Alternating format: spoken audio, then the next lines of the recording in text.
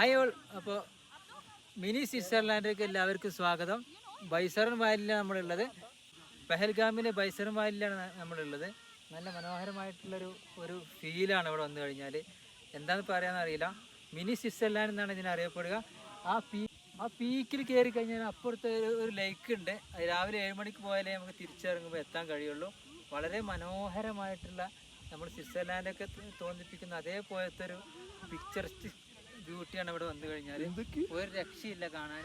അപ്പോൾ എല്ലാവർക്കും എൻ്റെ ഒരു വീഡിയോയിലേക്ക് സ്വാഗതം.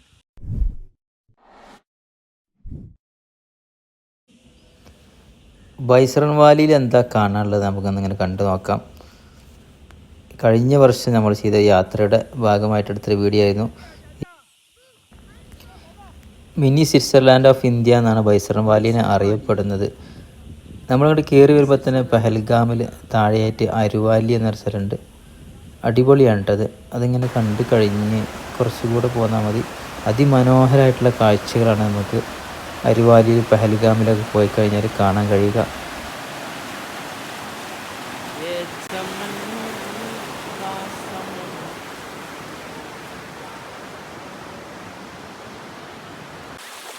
കാശ്മീർ താഴ്വരകളിലെ ജീവിതങ്ങളാട്ടോ. ഇങ്ങനെയൊക്കെ മറച്ചു കെട്ടി മരങ്ങളൊക്കെ അടുക്കി വെച്ചിട്ടുള്ള ആളുകൾ. വെള്ളമൊക്കെ മുകളിൽ നിന്ന് ഒലിച്ചു വരികയാണ്.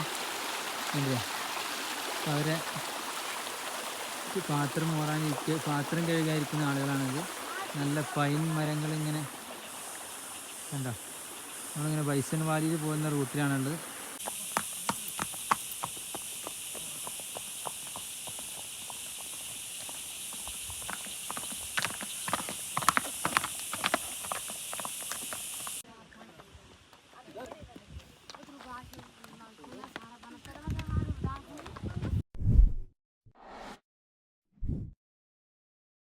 ചെറിയൊരു ടിക്കറ്റ് കൗണ്ടറുണ്ട്. അഡൾട്ട്സിന് 30 രൂപയാണ്, കുട്ടികൾക്ക് 15. Bison Valley, mini Switzerland of India.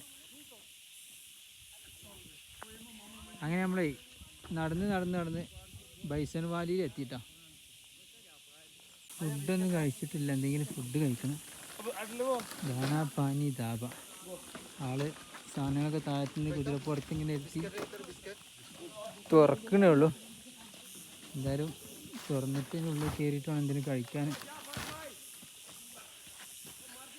ചായ ടീ നല്ല അടിപൊളി ടീ. നമ്മളിപ്പോൾ ഉള്ളത് മിനി സ്വിറ്റ്സർലാൻഡ് ഓഫ് ഇന്ത്യ എന്നറിയപ്പെടുന്ന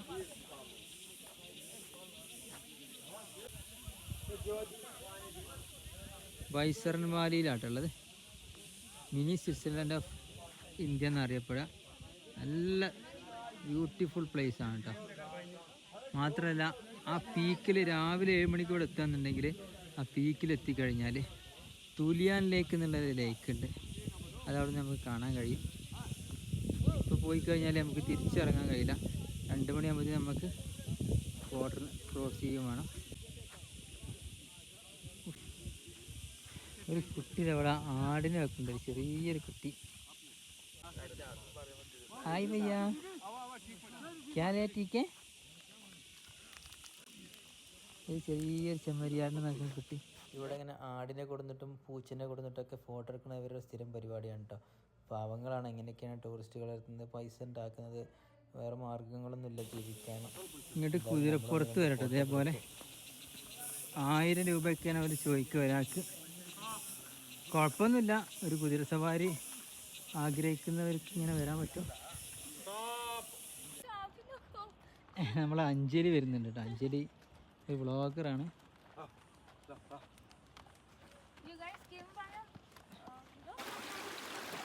अस्सलाम वालेकुम. मीठा चाहिए? मीठा नहीं, पैसा देगा पैसा. കാശ്മീരി നാടോടി ജീവിതങ്ങളാണ് കേട്ടോ.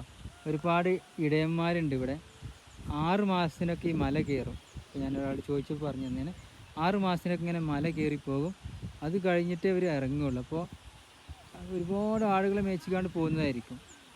അവർ ഭക്ഷണത്തിനൊക്കെ വേണ്ടി ആഴ്ചയിൽ 1-2 ആൾക്കാർ താഴേക്ക് ഇറങ്ങി വരും. ഒരു ഭക്ഷണ സാധനങ്ങളായിട്ട് മുകളിലേക്ക് പോകും. ഇവരുടെ ഫാമിലിയൊക്കെ അവിടെ തന്നെ ഉണ്ട്, ഇടയ കുടുംബങ്ങളാണ്.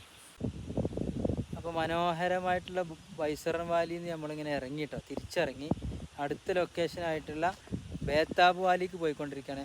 ബേത്താബ് എന്നുള്ള സിനിമയ്ക്ക് ശേഷമാണ് ബേത്താബ് വാലി ഫേമസ് ആയത്.